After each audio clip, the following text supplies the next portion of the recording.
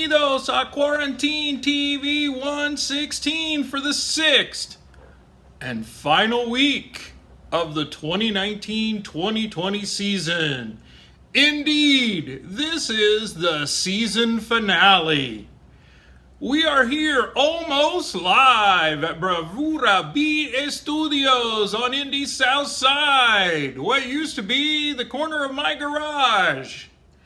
Haven't gotten my car in here since Logan took up the drums. I have both critters here today with me, both my co-hosts. I have the Virus Vaca and the Corona Cabra, both of them here today. After watching watching the popularity of Toby Tigre during the oral exams, I jumped at the chance to purchase these Huggables when they were on sale at Kroger. I added 2 additional critters which are in the bedroom in there from PetSmart, and I'm looking for a 6th so that all future examinees have a Huggable when they take their oral exams. Because you know, an oral exam with a friend is always a better oral exam.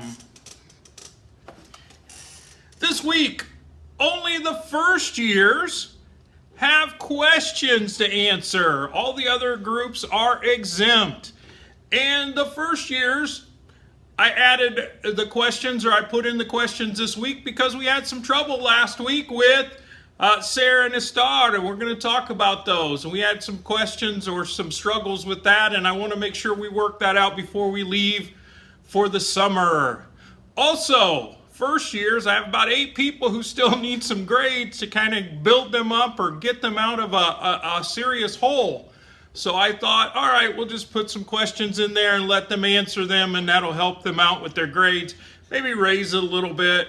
But I had 3 first years last week who are exempted this week because they did Sarah and Estar. Only 3 did Sarah and Estar correctly. That was Lucas Day, Alira Cooper, and Sophia Robertson. All are exempted from the questions this week. You guys have already gotten you'll already get your grade, so it's no big deal. But you guys did a great job with Sarah and Estar. The second years, the A2s, the third years, and the fourth years do not have any questions this week. So that's where we'll end for the 9 weeks, along with some other things I'll discuss.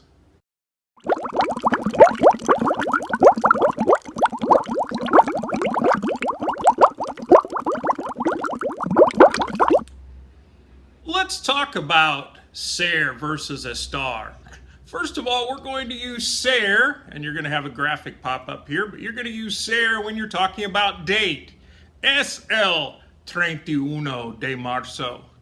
You're going to talk about ser when you're talking about occupation.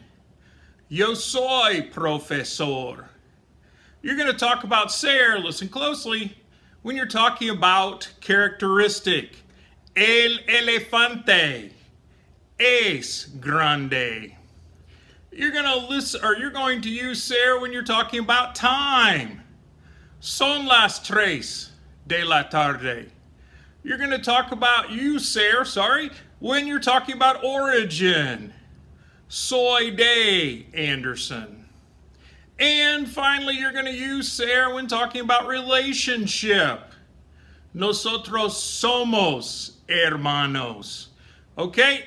If you use date, occupation, characteristic, time, origin, and relationship, you have spelled out an acronym. Doctor. We're going to use Estar to talk about position. El gato está encima de la mesa. We're going to talk about location.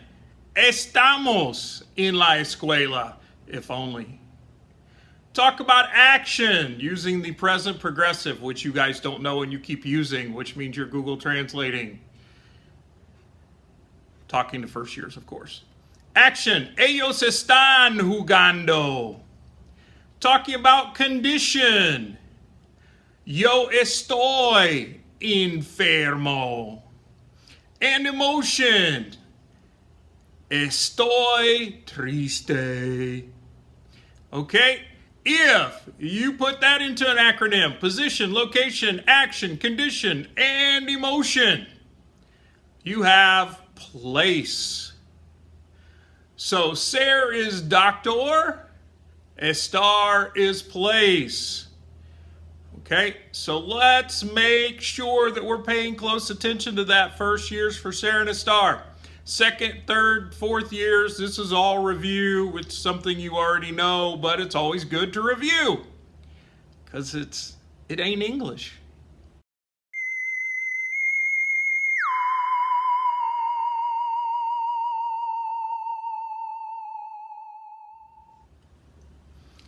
As we close out this academic school year, this semester, this grading period, this school year, I want to remind everyone, all levels, that the heavily weighted preguntas personales are due this week. Since you, the viewers out there in TV land, my super students tune in each week to get a load of the Buckster here, I want to share some answers with you from the preguntas personales. So first of all, first years, preguntas personales numero uno for first year. Here is the answer I would use. Me gusta mirar los videos del señor Buck en mi tiempo libre. Me gusta mirar los videos del señor Buck en mi tiempo libre. Now, it's always hard to come off of a very probably Native American, little Irish background word like buck and go back into Spanish. For second years, preguntas personales, we'll go to number 5 since it does ask the present progressive, and as I've noted before, we don't really talk about the present progressive till you get into third year. Number 5, second years. Mi mejor amigo está mirando los videos del señor Buck. Mi mejor amigo está mirando los videos del señor Buck. So that's number 5 for second year. And finally, for the third and fourth years, preguntas personales, numero uno, the first one.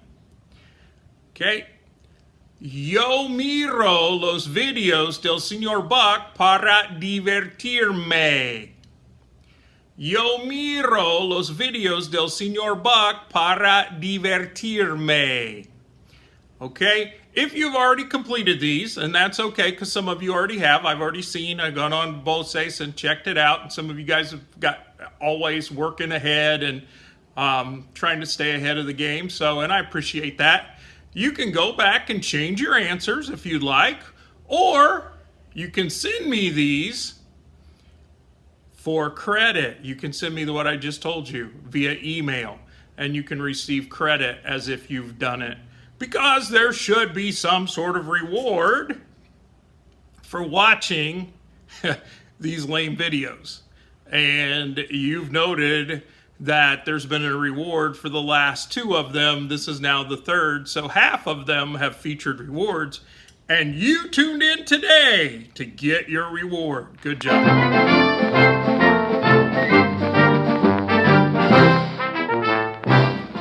This quarantine period has taught me many, many things.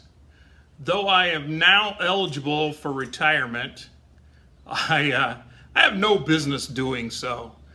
I love what I do, and I am so blessed to work with each and every one of you. As one of my teacher colleagues posted the other day on Facebook, I miss even the knuckleheads. It is such a blessing to get up and come to work and and it's not really even work. It's just all day fun teaching you guys. And I think that I've learned to appreciate that more in the time away than ever before. And besides, I believe if I keep doing this, maybe one of these days I'll get it right. But I am excited to get back into room 116. I miss just being in the room and soaking up that atmosphere and all the energy that walks in first, second, third, fourth, fifth, sixth. Not so much energy seventh period because I have prep, but I love that energy, and I love what goes on and what we're able to do and what we are able to accomplish. Some of you have timed out, I know, in class, and you won't be in my class again because you're third year and you're making the decision, I'm not going to go on to the next year, or some of you are fourth years or what have you. But I hope that we're able to say our proper goodbyes soon, and that I'll be able to see you walking in the hallway and talk to you and interact with you. I'll be putting all the grades together and looking at who's improved over the year and who's done a great job, and I'll be getting the awards out probably at the beginning of next year, just like we always give awards. I'll have some awards beginning of next year. I'll probably have to hunt some of you down, but I'll find you and you'll get your reward for working so hard and being such an awesome student, rather. And sometimes you're my teacher because you teach me a lot. I guess I'll end with this, and it won't be a tearjerker, although I could easily break into tears because it's been one of the saddest situations. I just cannot believe how difficult it is to teach in a distance situation and to come up with ways to communicate, and the frustration I know you have felt, and it's just not the same. It's not the same quality, and it's not the same. When my puns are scripted rather than dynamic. The unscripted me might be a little crazy and off the wall sometimes, but the script, well, so's the scripted me, so that's nothing. But I'm going to end by saying thank you for being you. Adios.